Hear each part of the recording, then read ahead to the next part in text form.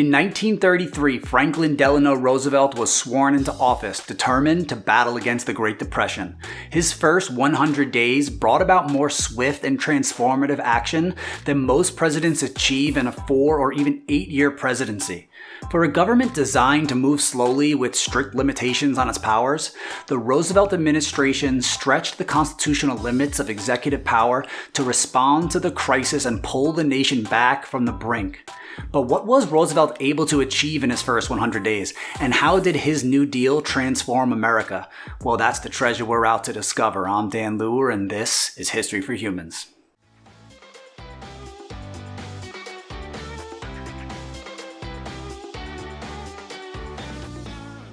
In 1932, the Great Depression was ravaging the nation. 100,000 people were losing their jobs every week.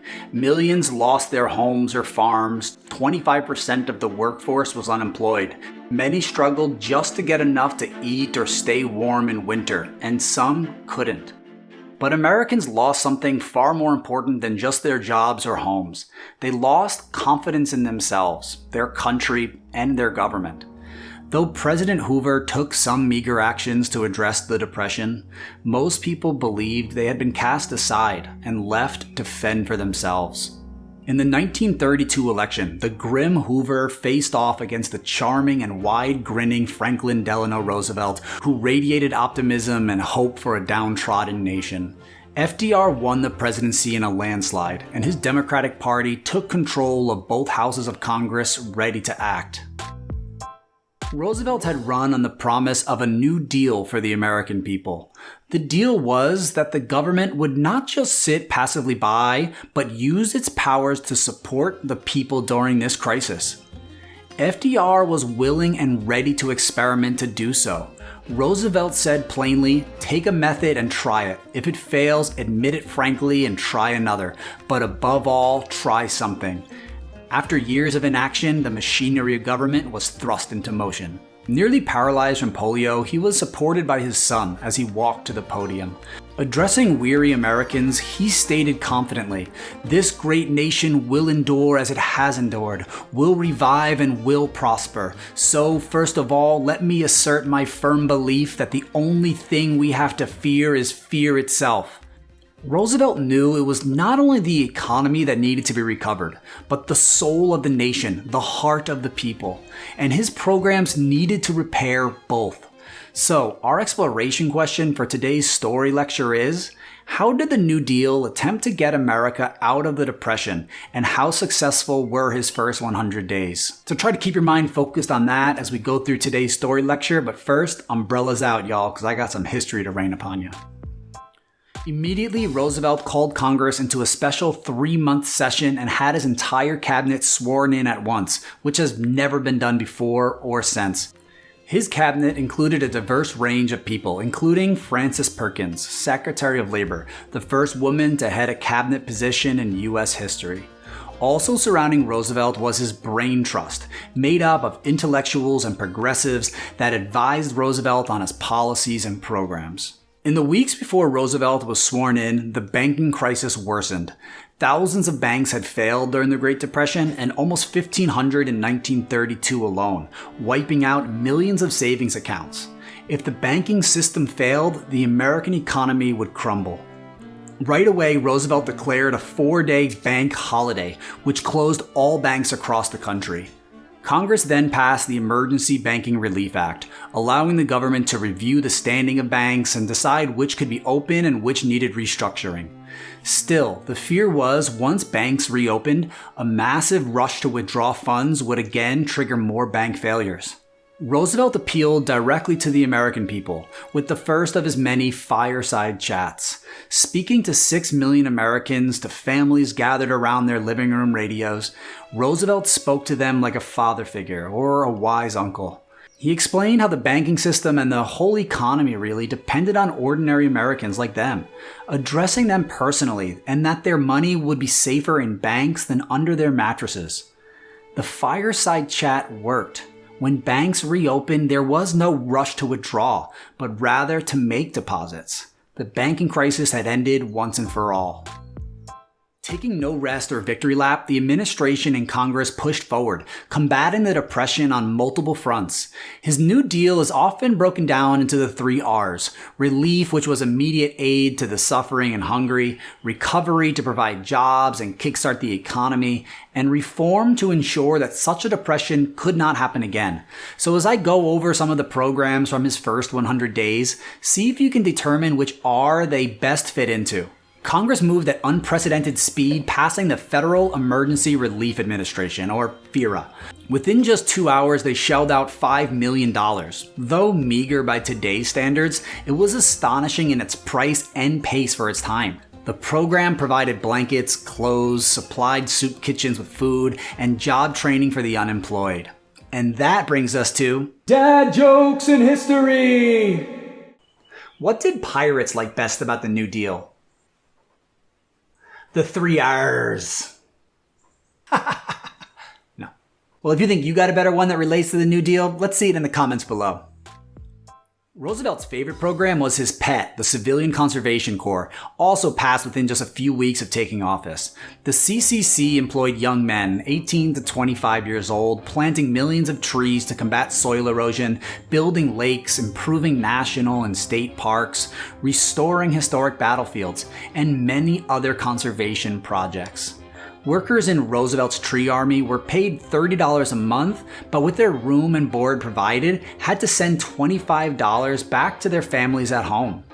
As progressive and popular as the program was, women were excluded, and due to objections from Southern Democrats that Roosevelt needed to work with to get any of his legislation passed, Southern camps were segregated, and the amount of blacks hired into the program was limited. Congress then pushed through the PWA. The Public Works Administration put millions to work building roads, sewers, libraries, bridges, and thousands of schools across the country. Not only were programs like the PWA getting people to work, allowing them to earn money and then spend it to kickstart the economy, but by doing public works, they were also modernizing and improving the infrastructure of the country that continues to benefit Americans today. The famous Lincoln Tunnel and Hoover Dam were built by PWA workers, but so were hundreds of thousands of other projects. Just on the island I live on, multiple schools, roads, hiking trails, bridges, airports, and hospitals that are still used today were built or improved by New Deal workers. And Hawaii was still a territory at the time, not even a state. If you go to livingnewdeal.org, you can learn the projects in your region that sprung from the New Deal. Every dot on this map is a New Deal project that you can learn about. Another massive program was the Tennessee Valley Authority. At the time, about 90% of farm families still had no electricity, and the TVA looked to change that. It put hundreds of thousands to work, constructing over 21 dams, combating flooding and deforestation, and providing tens of thousands of families with electric power. And to support the faltering agricultural industry as a whole, Roosevelt signed the AAA, the Agricultural Adjustment Administration. The AAA controversially paid farmers to leave land uncultivated. They were paid not to farm. And since fields were already planted that year, it also paid for acre upon acre to be ripped up, and livestock, including 6 million pigs, to be slaughtered and then left to rot. To a nation still suffering from hunger, people were outraged. But like FDR said, some programs would fail. New Deal with it. The most ambitious and revolutionary program of the first 100 days and maybe of the whole New Deal was the NRA. Not the gun lobby, but the National Recovery Administration. The NRA brought together leaders from business, labor unions, and government that would set codes for prices, quotas on how much to produce, minimum wages, and maximum hours for workers. Over 500 industries signed on to the NRA, impacting over 22 million workers. Even New York City burlesque dancers agreed to a maximum number of times they would perform each day. The government setting prices and production quotas was very controversial, and it was quickly unanimously declared unconstitutional by the Supreme Court. This move towards central planning of the economy and the wide expansion of executive power caused harsh criticism from conservatives that Roosevelt was trampling on the Constitution and acting like a dictator. And fears of dictators rising to power were especially close to home, considering events taking place outside of America's borders.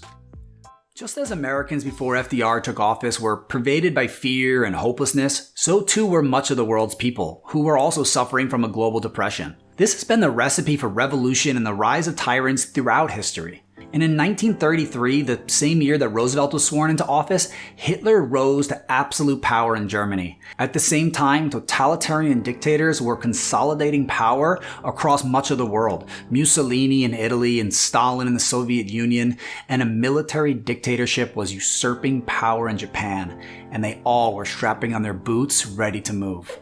Some conservative critics of Roosevelt feared that a dictator too was rising in the White House. And while he certainly expanded the powers of the presidency, most historians believe his actions actually helped to preserve the republic and our democratic institutions. And though his New Deal failed to totally revive the economy, as unemployment still lingered around 15% until World War II, when the war came, the New Deal helped to ensure America was strong enough, unified enough, and once again confident enough to take on the fascist powers that were expanding across the world.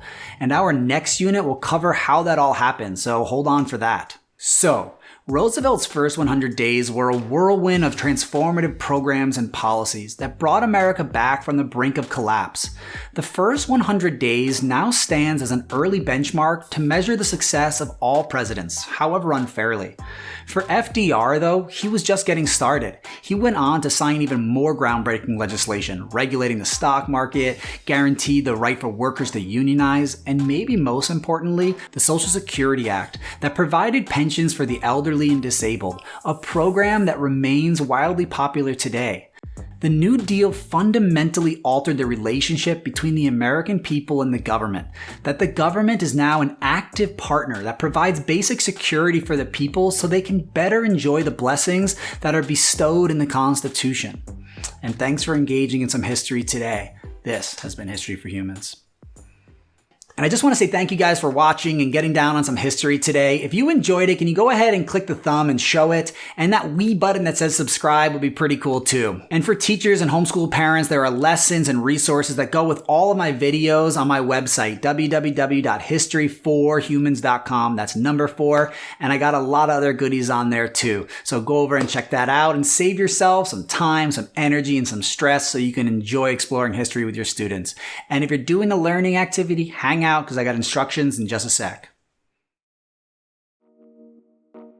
Alright guys, get ready to join the Brain Trust because in this activity you're going to be acting like one of FDR's advisors. First, you're going to be reviewing some New Deal programs. You're going to answer some questions on them. And then what you're going to have to do is you're going to choose one program that you're going to get rid of, one to advocate for, and then you're going to have to create one of your own programs to address a need that none of the other programs seem to address. So for the one you're going to scrap, why are you getting rid of it? What is the problem with that program that you really don't like? And then you got to explain and justify that. Then you're going to decide which program you like the most, and you're going to really start pushing or advocating for that to make sure that Roosevelt adopts it. And then the really fun part is you get to create your own program with its own alphabet soup name.